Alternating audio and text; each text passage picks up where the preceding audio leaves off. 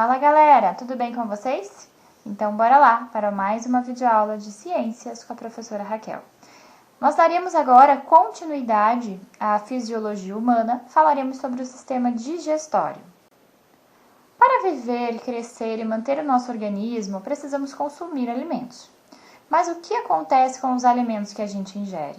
Como os nutrientes dos alimentos chegam às células do nosso corpo?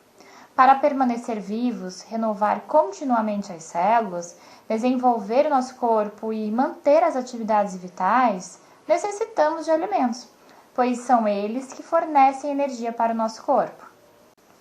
Após uma refeição, os nutrientes presentes nos alimentos devem chegar às células. No entanto, a maioria deles não as atinge diretamente. Precisam ser transformados para então nutrir o nosso corpo. Isto porque as células só conseguem absorver nutrientes simples, e esse processo de simplificação, digamos assim, recebe o nome de digestão. O nosso corpo produz vários tipos de enzimas digestórias. Cada tipo de enzima é capaz de digerir somente um determinado tipo de molécula presente nos alimentos. Assim, as amilases são as enzimas que atuam somente com relação ao amido. As proteases agem sobre as proteínas e as lipases sobre os lipídios. Existem substâncias que nenhuma enzima humana é capaz de digerir. Uma delas é a celulose, que participa da formação da parede celular das células vegetais. Como a celulose é uma molécula grande demais para ser absorvida, ela não é digerida pelo nosso organismo. Ela é então eliminada junto com as fezes.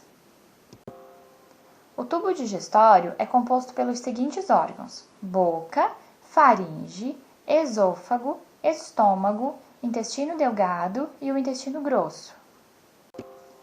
Agora nós vamos falar sobre a boca, que é a primeira estrutura do sistema digestório. Experimente abrir a sua boca. A abertura que se forma entre o lábio superior e o inferior se chama fenda bucal.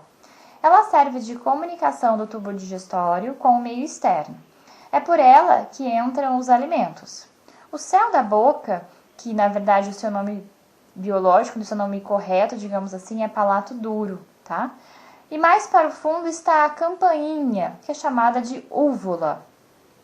O arco dental superior e o arco dental inferior são as estruturas em forma de arco, claro, em que os dentes estão dispostos e fixos. O assoalho da boca é ocupado pela língua. A língua contribui para a mistura dos alimentos com a saliva, mantém o alimento junto aos dentes e também empurra o alimento para a faringe. Limpa os dentes e é o órgão muito importante para a fala. A língua ainda apresenta as papilas gustativas, que são responsáveis pela sensação dos sabores. O paladar. Anexas à boca estão 3 pares de glândulas salivares, que são os órgãos produtores de saliva.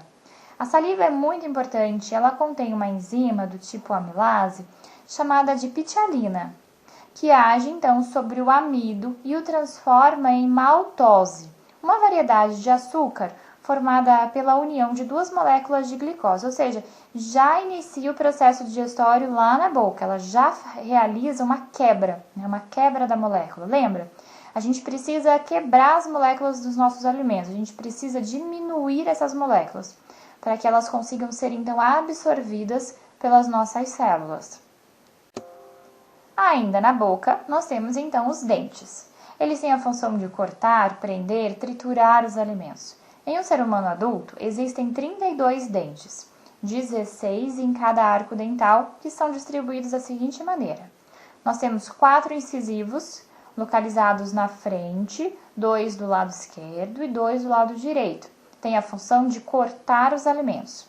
Temos 2 caninos, também são chamados de presas, né? São aqueles mais afiadinhos, tipo de vampiro, um de cada lado, que perfuram os alimentos. Então, a função dos caninos é perfurar os alimentos. Temos 4 pré-molares, 2 de cada lado, tem a função de triturar os alimentos. E temos 6 molares, 3 de cada lado, que também trituram os alimentos. E o último molar, que é o dente do siso, pode às vezes nunca vir a nascer, né? Nós já até falamos sobre o dente do siso. O dente, pessoal, é basicamente formado de 3 partes: raiz, coroa e colo. A raiz é a parte do dente presa aos ossos da face. A coroa é a parte branca, visível do dente. E o colo é a parte localizada entre a raiz e a coroa. Agora, se a gente pudesse cortar um dente verticalmente ao meio, a gente veria o seguinte: a polpa do dente, que é uma substância mole e vermelha formada por tecido conjuntivo, é rica em nervos e em vasos sanguíneos. A dentina, ou também chamada de marfim, que é a substância dura e sensível, que contém sais de cálcio e envolve a polpa do dente. E o esmalte, que é formado por sais de cálcio, envolve a dentina, tá? O esmalte é a substância que faz o dente uma das partes mais duras do nosso corpo. É a parte do corpo com maior grau de mineralização, ou seja, tem muitos sais minerais. Ao longo do tempo, ele pode ser corroído por ácidos que se formam na boca. Escovar os dentes após cada refeição é uma maneira de protegê-los. O bebê, ao nascer, não possui dentes, mas eles estão em desenvolvimento internamente nos ossos. Por volta dos 6 meses, os dentes começam a apontar, rompendo a gengiva. Primeiro surgem os incisivos, depois os caninos e, por fim, os molares.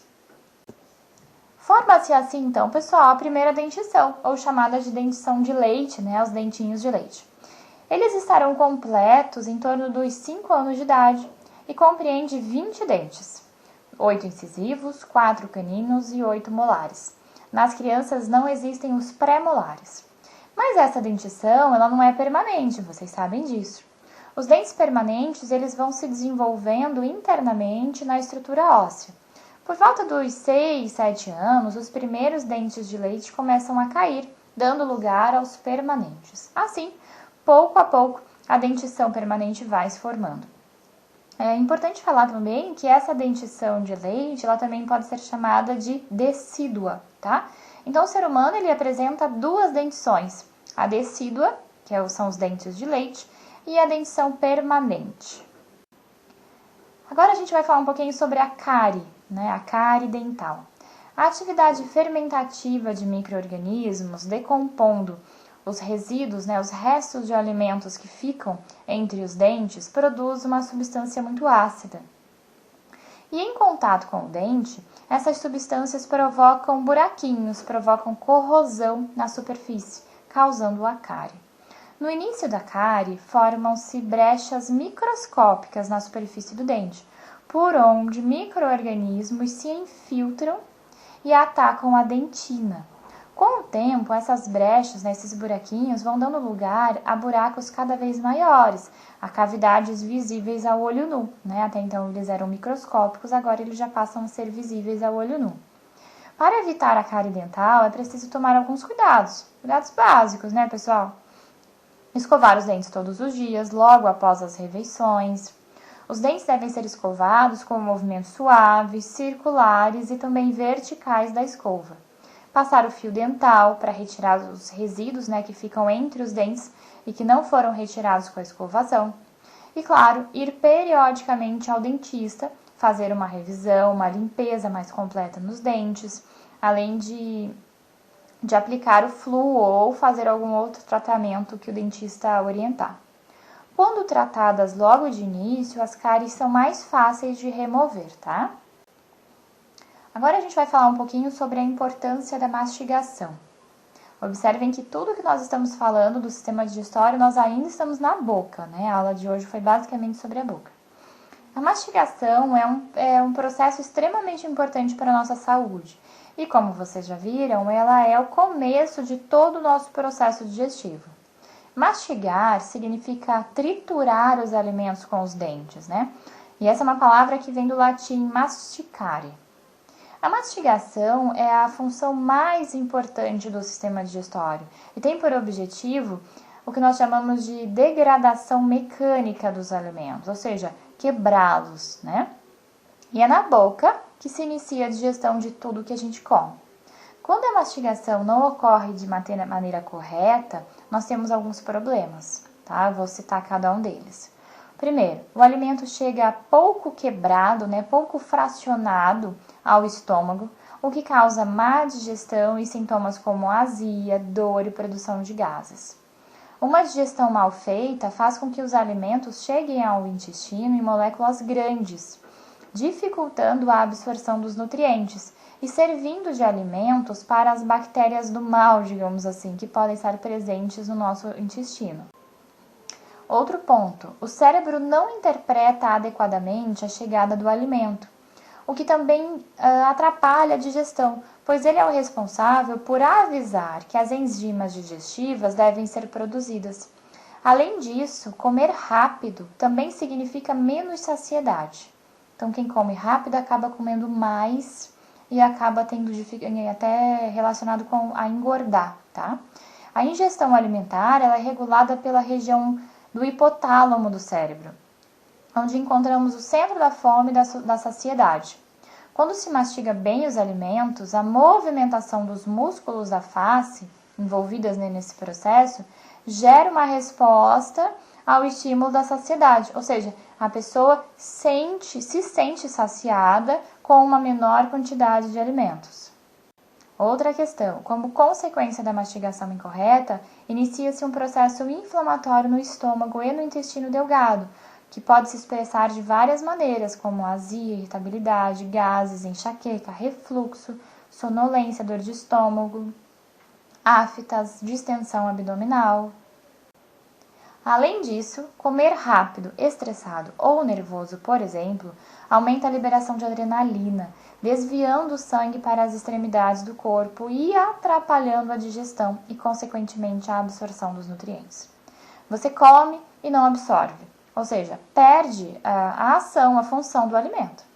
A mastigação é um hábito que deve ser iniciado desde cedo. A partir do aparecimento dos primeiros dentes, as crianças devem ser incentivadas a mastigar. Deve-se oferecer alimentos cozidos e amassados e evitar sopas batidas em liquidificador e alimentos industrializados.